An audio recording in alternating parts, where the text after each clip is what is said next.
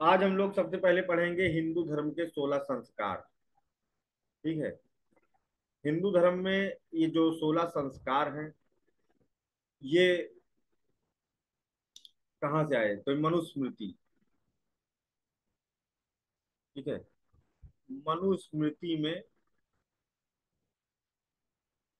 इन 16 संस्कारों का जिक्र मिलता।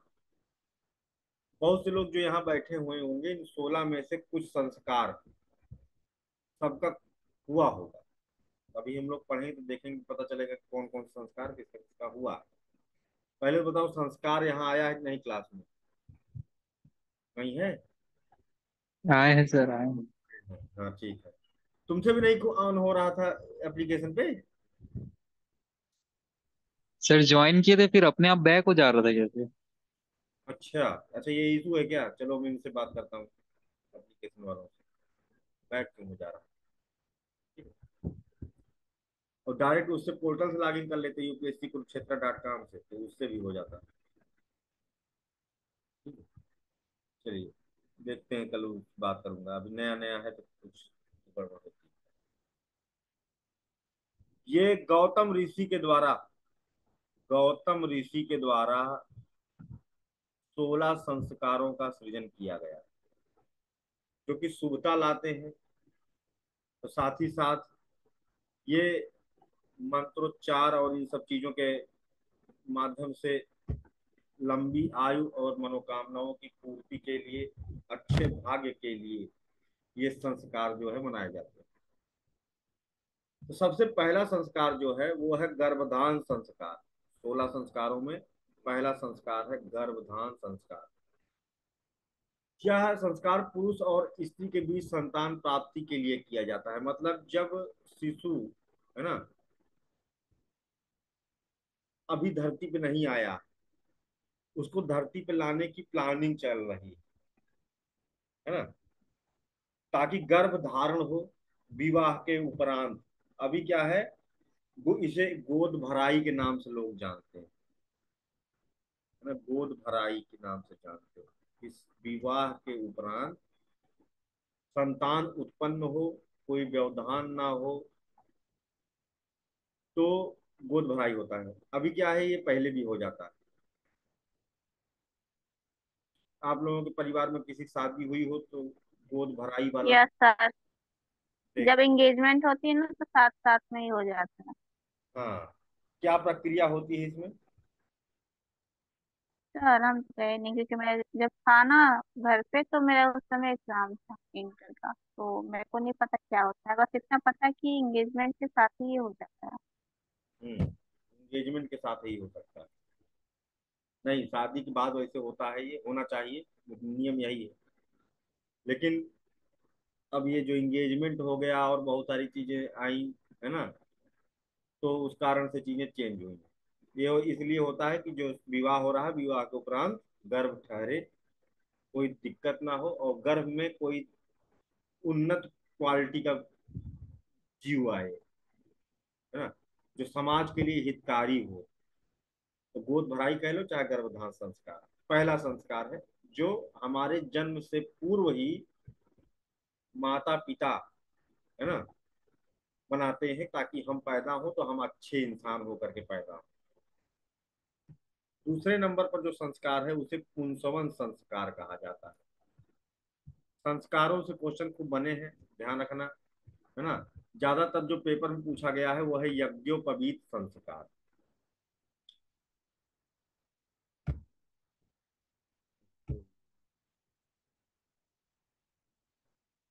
लेट लतीफ आते हैं लोग।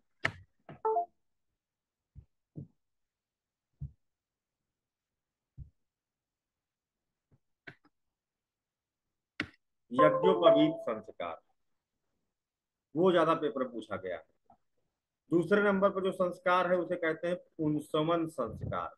ये गर्भधान के, जब प्रेग्नेंट हो जाती है स्त्री, तो तीसरे महीने के बाद किया जाता है। उसका कारण यह है कि 3 महीने तक तो वैसे भी उस शिशु में चेतना, अभी उसका शरीर का निर्माण हो रहा।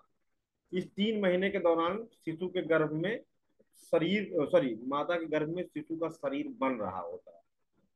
सारे ऑर्गन डेवलप हो रहे हो, धीरे धीरे करके वो अपना एक शेप ले रहा होता है।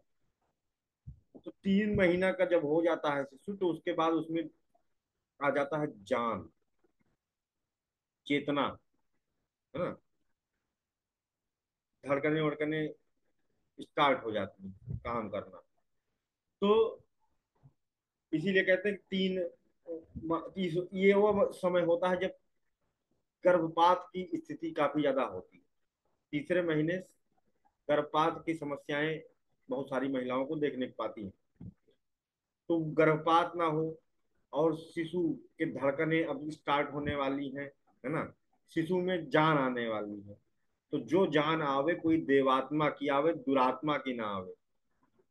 तो इसलिए वैदिक मंत्रों के जाप के साथ में, है ना, ये आरंभ किया जाता है, क्योंकि अब एक शिशु बाहर की चीजों को महसूस करना शुरू करेगा, उसका मस्तिष्क डेवलप हो जाता है। इस महीने से क्या होता है, तीसरे, अब शिशु का हम लोग कौन है, मस्तिष्क ही तो है, दिमाग ही तो है।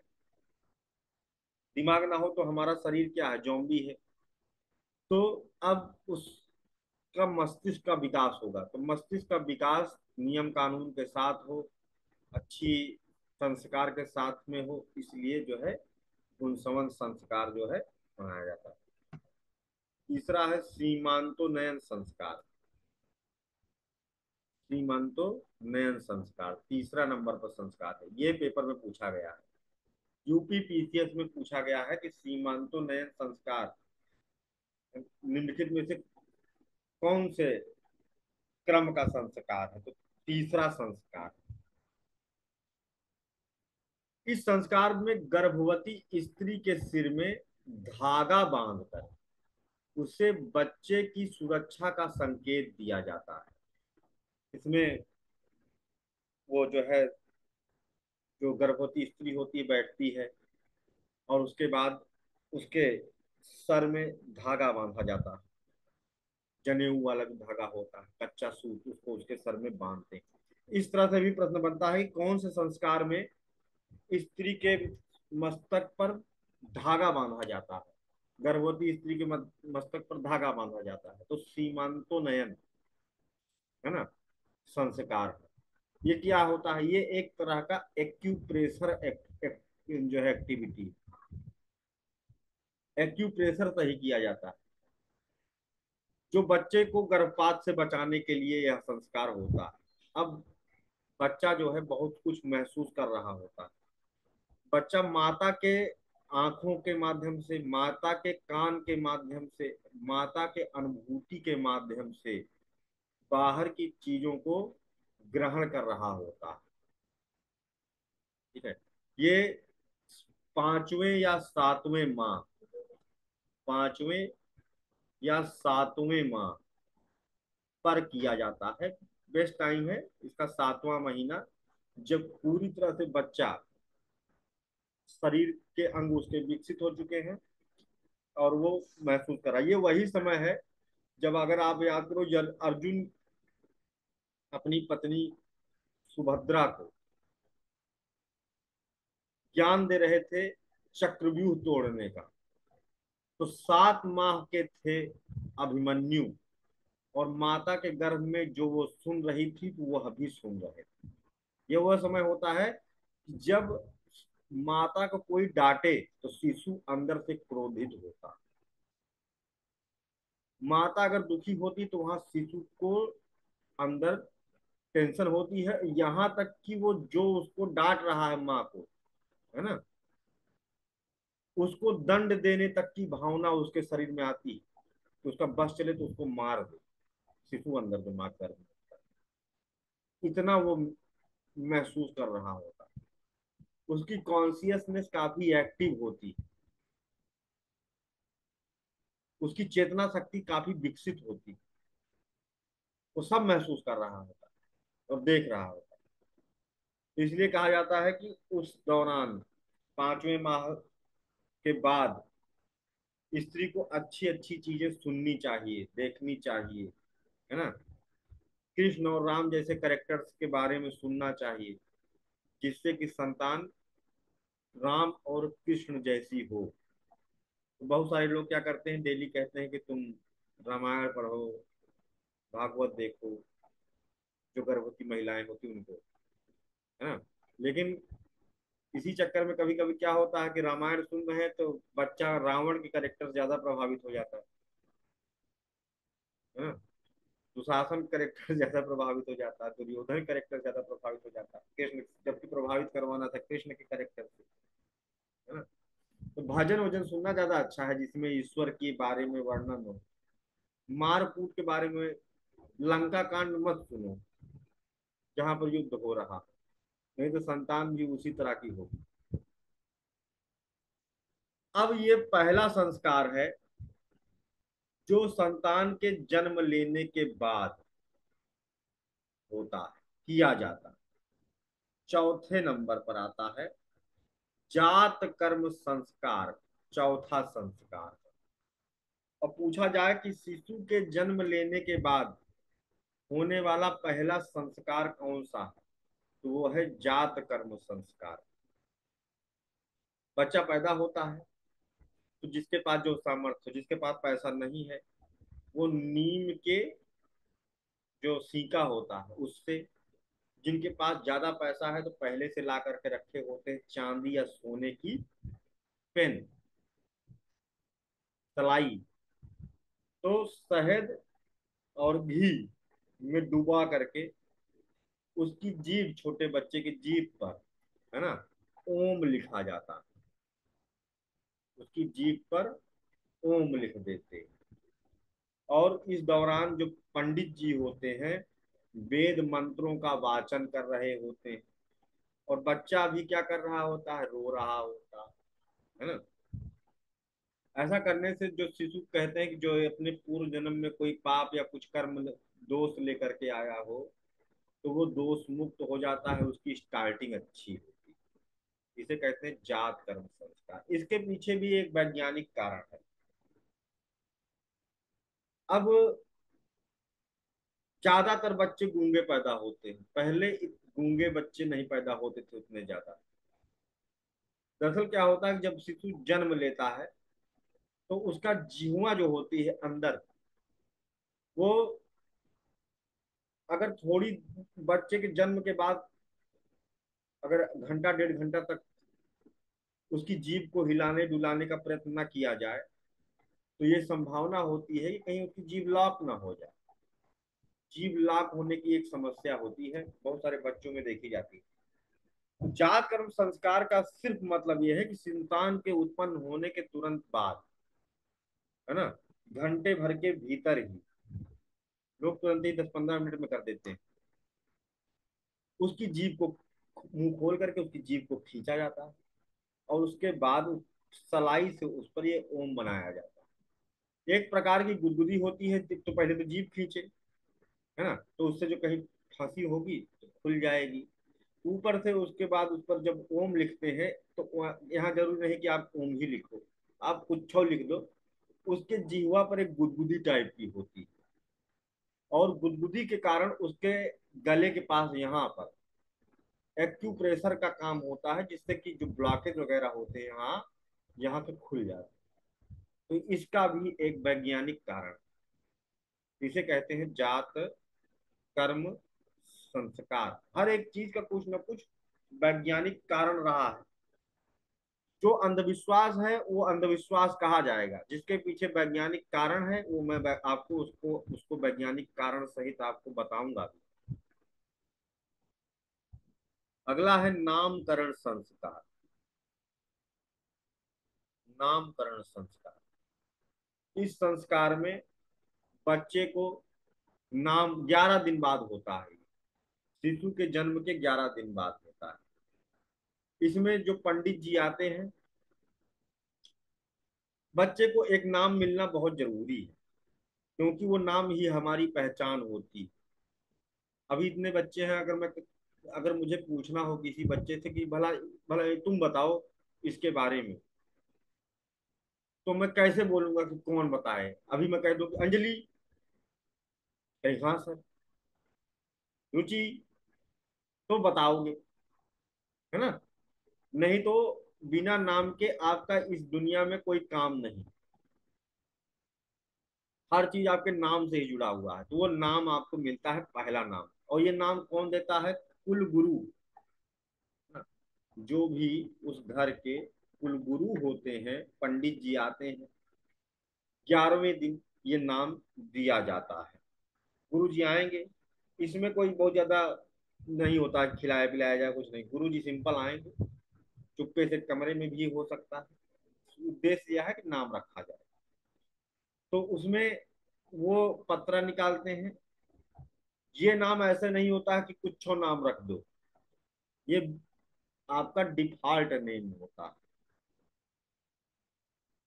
इसमें देखा जाता है कि आपका जन्म कितना बज के कितना मिनट पर कौन से नक्षत्र में हुआ है, उसके अनुसार आपके नाम का पहला अक्षर, है ना, कौन से अक्षर से शुरू होगा, ये गुरुजी बताते हैं। ठीक है। जैसे आपका नाम है तो पहला अक्षर किस से प्रारंभ होगा, ये गुरुजी बताते हैं। यानी इसे आप कह लो, ये राशि का नाम होता है।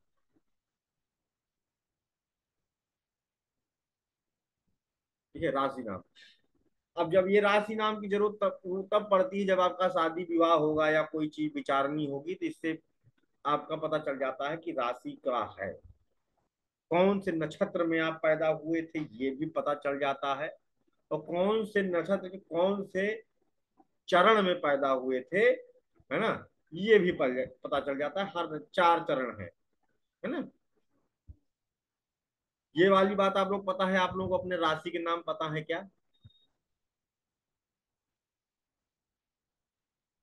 हम्म। Yes sir. पता है। हाँ जी। अब देखो, हमारा राशि का नाम ही अजीब था।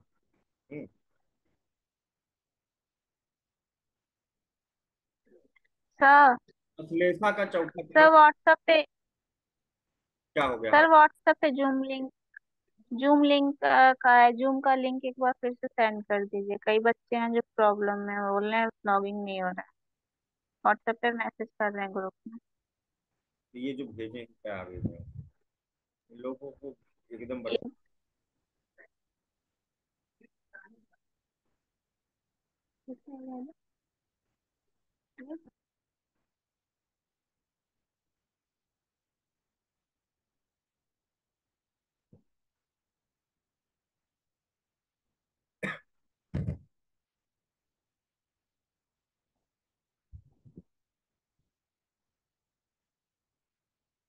आ गई विजिता, लिंक भेजा गया।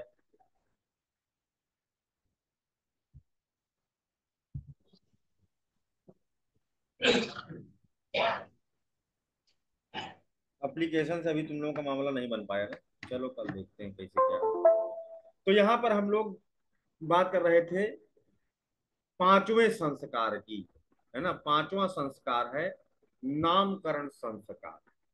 11वें दिन होता है, राशि का नाम के हिसाब से रखा जाता है। ठीक है। हमारा राशि का नाम डोरेमोन रखा गया, जबकि तब ये सीरियल आता भी नहीं, है ना। एक तो डोरेमोन तुम लोग देखो कि नहीं? ये मेरा राशि का नाम क्या सर? है ना। क्या सर? हमारी राशि का नाम अश्लेषा का चौथा चरण था, तो डो से रखना। तो आप डोरीमोन है? हाँ, नाम मेरा तो जो शिजुका कहाँ है? असली असली असली जो नाम है ना, डोरेमोन, है ना। ये अश्लेषा चौथा चरण में डा डी डे डो, तो डो, तो डो से नाम, और डो से नाम मिलवे नहीं करता, तो डोरेमोन रखते इसका नाम। तब ये सीरियल भी नहीं आता शायद, है ना। तो 1990 में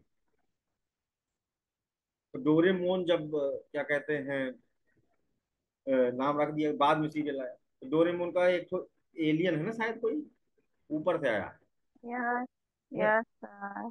तब यानी वो आपसे एक्सपायर होके बना है। हमको जन्म नहीं करता है, लेकिन गजब। हुआ है ना। हमको बहुत सारे लोग ऐसे भी कहते हैं ये आधा एलियन है ना। तो मैचिंग। बिल्कुल सही कहते हैं सर। तुम भी ना कहो हमको, है ना। डोरेमोन ये मेरा नाम है। ऐसे तुम लोग का भी कोई नाम होगा, कोई बतावे अपना तो हम बताएंगे कौन से रख। हाँ, हम्म? मेरा नाम है ना, क्या? मेरा नाम है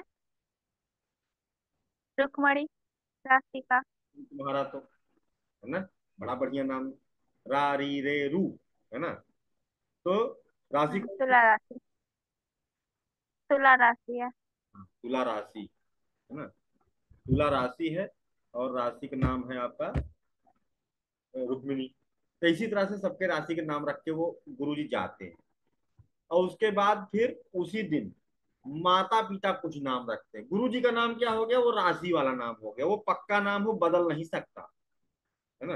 अब वही नाम चलेगा हमेशा, आपका असली वाला। अब और जो माँ बाप रखते हैं वो पुकार नाम होता है। उस दिन माता पिता भी पहले से चार छठो नाम नोट करके रखे होते हैं अपने मन से कि हम तो यही नाम रखेंगे, है ना। तो वो भी उसी दिन उनको घर में बुलाने वाला एक नाम रख देते हैं, जो स्कूल में आपके लिखा जाता है, जिस नाम से आपको दुनिया जानती है। कोई भी रख सकता है ये नाम, आपकी मम्मी रखें कि पापा रखें कि बुआ रखें कि चाचा रखें, कोई भी नाम आपको, फिर वो नकली नाम होता है, लेकिन दुनिया आपको उसी नाम से जानती है, रख दिया जाता है। और उसके बाद से लेकर के फिर हमेशा आपके नाम रखे जाते रहते हैं। आपके दोस्त आपका कुछ दूसरा नाम रख देंगे, आपका पति या आपकी पत्नी आपका कुछ दूसरा नाम रख देंगी, है ना। तो इस तरह से। सर ये नामकरण तब अच्छा लगता है जब दोनों में झगड़ा हो रहा हो, तो काफी ज्यादा नाम रखे जाते हैं। हम्म, तो सब लोग अलग अलग नाम रख देते हैं, है ना। तो हम लोग अपने टीचरों के अलग अलग नाम, एक तो हमारे टीचर थे इंजीनियरिंग के समय, जब हम पढ़ाई कर इंजीनियरिंग कर रहे थे तब, एक तो सर थे वो एकदम हैरी पॉटर की तरह लगते थे, है ना। तो हम लोग उनको हैरी पॉटर बुलाते थे। बाद में वो जान भी गए थे, लेकिन कभी कुछ कहते नहीं थे। हैरी पॉटर एकदम उन्हीं तरह लगते थे। इसी तरह से अलग अलग नाम हमें जीवन में फिर मिलते ही रहते हैं, कोई किसी ने कुछ कोई कुछ, है ना। अब बात आती है अगला। अगला होता है निष्क्रमण संस्कार। ये निष्क्रमण संस्कार कभी कभी चौथ पांचवा और छठवां संस्कार ना, ये छठवां नामकरण संस्कार के साथ ही कर देते हैं। अन्यथा यह संस्कार 13 से 14 दिन शिशु के जन्म के किया जाता है। कहीं कहीं 16वें दिन, मतलब कोई ये नहीं है, जब अच्छा मुहूर्त हो उस दिन गुरु जी बताएंगे। अब ये संस्कार होता है पहली बार, पहली बार बच्चा घर से बाहर निकाला जाता है। अभी तक बच्चा घर से बाहर नहीं निकला। इसके पीछे भी लॉजिक है, क्योंकि वो जो छोटा शिशु है ना, वो जो छोटा शिशु है, वो इतना अबोध है अभी, और इतना कोमल है ना, कि उसके ऊपर बहुत सारे खतरा है। पोल्यूशन से बचाया जाएगा, घर में रहे अभी, थोड़ा सा मेच्योर हो जाए तो धीरे धीरे उसे बाहर के एटमॉस्फेयर में लाया जाए, है ना। नहीं तो बहुत सारे बैक्टीरिया, जो जिस कमरे में रहता है वहां पर हमेशा धूप वूप जला के रखा जाता है, नीम की डंडियों को सुलगा के रखा जाता है, जिससे कि कोई बैक्टीरिया ना। अब बच्चा धीरे धीरे बड़ा हो जाता है ना। बच्चा धीरे धीरे जब बड़ा हो जाता है, तब अब उसके बाद उसको जो है घर से बाहर निकालते हैं। घर से बाहर निकालते हैं तो उसके बाद उसको जलाशय बच्चे को दिखाया जाता है। छोटा बच्चा है, देखेगा कुछ नहीं, लेकिन उसको दिखाया, देखो ये तुम्हारा जलाशय, घर के अगल बगल जो तालाब हो। फिर उसको दिखाते, देखो ये तुम्हारा खेत है, देखो ये गैया है, गौ माता के पास ले जाते हैं। गौ माता के चरण के पास दूरे रखा जाता है, नहीं कि मतलब एक लात मारे, है ना। दूर से गौ माता के दर्शन कराते हैं, फिर पृथ्वी माता से एक बार ऐसे टच कराते हैं, आकाश दिखाते हैं, सूर्य दिखाते हैं। मतलब इस बच्चे को दिखाते हैं बाहर की दुनिया, कि देखो तुम आए हो इस नई दुनिया में, देखो पहचानो, है ना, हर चीज जाने रहो। हम्म। अगला होता है अन्नप्राशन संस्कार। पहली बार बच्चे को कुछ खिलाया जाता है। माता का दूध पर 6 महीने बच्चे को चलना चाहिए, और ये अनिवार्य है कि माता का दूध कम से कम 6 से 7 महीने तक बच्चे को पिलाया जाना चाहिए। माता का दूध बच्चे के लिए अमृत होता है। और वो उसको पूरे जीवन काम देता है, एंटीऑक्सीडेंसी उसके शरीर में पूरे जीवन बनी रहती है। इसीलिए तो डायलॉग होता है ना, माँ का दूध पिया हो तो आओ मुझसे लड़ो, है ना। आजकल का ट्रेंड हो गया है कि बच्चा माँ का दूध पीने को तरसता है। माता को अपने फिगर का बड़ा टेंशन होता है। दूसरी चीज समय ही नहीं है। जॉब कर रहा है कोई कहाँ कोई कहाँ, बच्चे को पाल रही है वो दाई, बेबी सीटर जो है रखे गए हैं, जो बच्चों को पालन पोषण कर रहे हैं। कुछ जगहों पर कुत्ते बच्चों का लालन पालन कर रहे हैं। घर का कुत्ता बच्चे को निप्पल ला करके मुंह में भर के दे देता है ना। ये सब चीजें कुत्ता कर रहा है। माँ ऑफिस में, बाप ऑफिस में, बच्चा घर में, दादी है पाल रही है। तो बच्चा जो है भैंसिया के बच्चे का दूध पी करके बढ़ रहा है ना। और अगर बच्चा भैंस के दूध का पान करके बड़ा होगा तो उसका दिमाग भी भैंस जैसा ही होगा। नहीं सर, हम्म।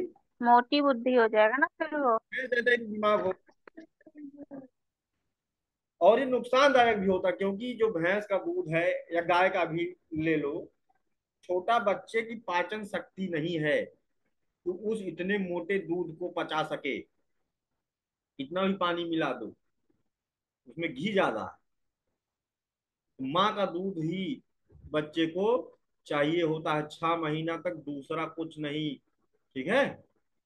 6वें महीने के बाद, है ना, या 7वें महीने के बाद उसको अन्नप्राशन संस्कार करवाया जाता है, जो कि 7वां संस्कार है।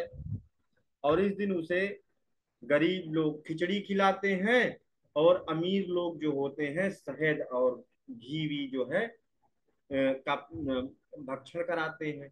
जो अमीर जितना जो जैसा है उस हिसाब से व्यवस्था करता है। जो ज्यादा अमीर है वो उस दिन भंडारा कर देता है, अगल बगल के लोगों को भी खिलाता पिलाता है ना। क्योंकि हमारा शिशु आज से अन्न खाना शुरू करेगा तो भंडारा कर देता है, बहुत सारे मोहल्ले के लोगों को बुला लेता है, सबको खिला देता है। ठीक है। आज ये पहला दिन है जब बच्चा अन्न खाता है। ये सिस्टम है, पहले अन्न खिलाओगे तो बच्चे का डाइजेशन कमजोर हो जाएगा।